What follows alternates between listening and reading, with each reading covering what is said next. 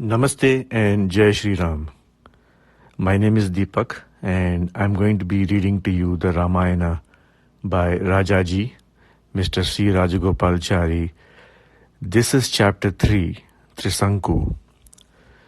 That was the time when the famous king of the Solar dynasty, Trisanku, was reigning, who was so much in love with the beauty of his body that he could not bear the thought of parting with it at death and desired to ascend to heaven in that very body. Vasishta, his preceptor, whom he approached for help in realizing his wish, advised him to give up attempting the impossible.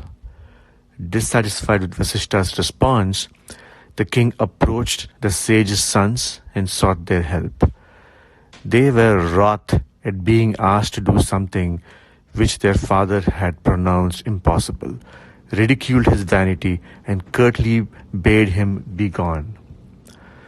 King Trisanku would not give up his aim and told them that since they and their father were too poor in merit to help him, he would find others who were richer. Vasishta's sons were provoked beyond endurance and said, "Be you a Chandala." The curse began to act, and the next morning Trisanku woke up a different person altogether, an untouchable, ugly of form, attired in dirty clothes. His ministers and his people could not recognize him. Driven out of his kingdom, he wandered hungry and weary, almost to death, till his destiny took him to Vishwamitra's ashram. The king's appearance moved the heart of the sage, who inquired, "Aren't you King Trisanku?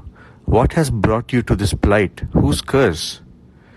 Recounting all that had happened, he fell at the sage's feet and said, "I have been a good king and never swerved from the path of dharma. I have committed no sin and wronged none. My preceptor and his sons have deserted me and cursed me, and you see me thus before you."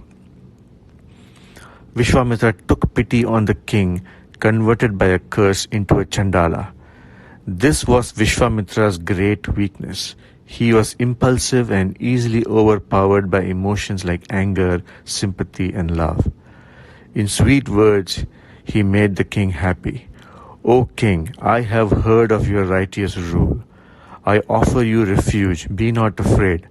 I will arrange for the sacrifice which will enable you to enter heaven in your own body. And in this very Chandala form you shall reach heaven despite your Guru's curse. Of this you may be sure." And he made arrangements for a great and unprecedented yaga. Vishwamitra directed his disciples to invite all the sages and their disciples for the proposed yaga. Afraid of saying no to what was more or less a command, all the rishis agreed to be present.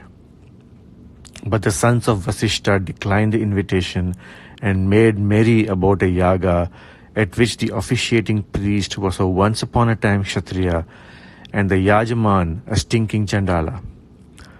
This reply duly conveyed enraged Vishwamitra, who exploded into a curse that Vasishta's sons do die and be reborn for 7 generations in a tribe given to eating dog's flesh. The sage then began the yaga. Extolling Trisanku's eminent virtues, Vishwamitra sought the help of other rishis in effecting the bodily transformation of Trisanku to heaven. Well aware of the sage's mighty powers and fulminous temper, the invitees lent their support and the yaga went on. It reached the stage when the gods were invoked to descend and accept the offerings, but no god came. It was clear that Vishwamitra's yaga was a failure, and the rishis who had attended the ceremony laughed within themselves at Vishwamitra's discomfiture. Wild with rage, Vishwamitra held the ladle of ghee over the flames and said, "O Trisanku, here, behold my power. I now transfer for your benefit all the merit I have earned. If my austerities have any value, they should lift you to heaven in your physical frame. I care not if the Devas reject my offerings. O King Trisanku, ascend. A miracle followed. To the astonishment of those assembled, Trisanku in his Chandala body rose heavenward. The world saw the power of Vishwamitra's tapas. Trisanku reached Swarga, but Indra forthwith pushed him down, saying, "Who are you, entering heaven with a Chandala body?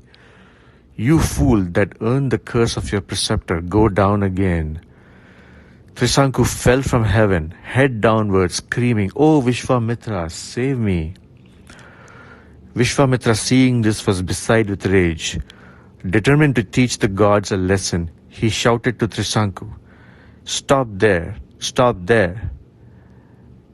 And to the amazement of all, Trisanku's earthward descent came to an abrupt halt, and he stopped in mid-air, shining like a star. Like a second Brahma, Vishwamitra proceeded to create a new starry horizon to the south, as well as a new Indra and new Devas. Alarmed at their supremacy, the Devas now came to terms and humbly entreated Vishwamitra to desist. They said, "Let Trisanku stay where he is at present. Let the other stars of your creation shine forever like your own fame and honor. Control your anger and be friends with us." Gratified at this submission and as easily appeased as provoked, Vishwamitra halted his creative process. But his stupendous activities had consumed the whole of the power that he had thus far acquired by his austerities, and he found he had to begin again. Vishwamitra now proceeded westwards to Pushkara and resumed his austerities. For years the rigorous tapas continued, but once again, as it was about to bear fruit, something happened to rouse his anger, and he lost his balance and cursed his own sons. Soon recovering himself, he firmly resolved never again to yield to anger and resumed his tapas. After many years of austerities, Brahma and the Devas appeared before him and said, "O Kaushika, your tapas has borne fruit. You are no longer in the ranks of kings. You have become a real rishi." Having thus blessed Vishwamitra, Brahma returned. This was again a disappointment. He wanted to become a Brahma rishi and Vasishta's peer, and he had only been acknowledged an ordinary rishi. It was a recognition as futile as the missiles of power which Vasishta's Brahmadanda had swallowed. He therefore decided to go on with his tapas, making it more severe than ever before. The Devas did not like this. They sent the heavenly damsel Menaka to tempt him with her celestial beauty and allurements. She went to Pushkara, where Vishwamitra was undergoing austerities, and played to catch his eye with 100 wiles of charm and grace. Vishwamitra saw her and was fascinated by her beauty. His vow was broken, and he spent 10 years in a dream of joy, forgetful of his high resolve. Awaking at last, he looked at the trembling Menaka sorrowfully and said he would not curse her, for it was his own folly, and not her fault, as in tempting him she was only carrying out the orders of her master. And sadly he wended his way to the Himalayas to resume his broken tapas. There for 1,000 years, controlling his senses, he performed rigorous tapas. At the request of the Devas, Brahma appeared before Vishwamitra and spoke to him thus sweetly, "I welcome you as a Maharishi, my son. Pleased with your soulful tapas, I confer on you that title and the sanctity it imports." Unmoved alike by gratification or disappointment, Vishwamitra folded his hands in adoration and asked the Father of the universe if the boon meant conquest over the senses. "By no means," said the Creator, "but strive to subjugate the senses, O tiger among munis." Resolved on the supreme conquest, Vishwamitra entered on another 1,000 years of even harder tapas, which threw the Devas into even greater consternation. Indra called unto him the celestial damsel Ramba and enjoined on her as a vital service to the Devas to employ all her art to bring Vishwamitra under the spell of her charm and divert him from his purpose. She was sorely afraid, but Indra assured her that she would not be left alone, but be accompanied by the god of love, and the spirit of springtime would be with her for support. Unwillingly she went, and as she entered the precincts of the hermitage, the forest blossomed into vernal beauty, and the south wind blew gently, laden with the scent of flowers, and kokilas burst into song. Love and spring were both there to assist beauty.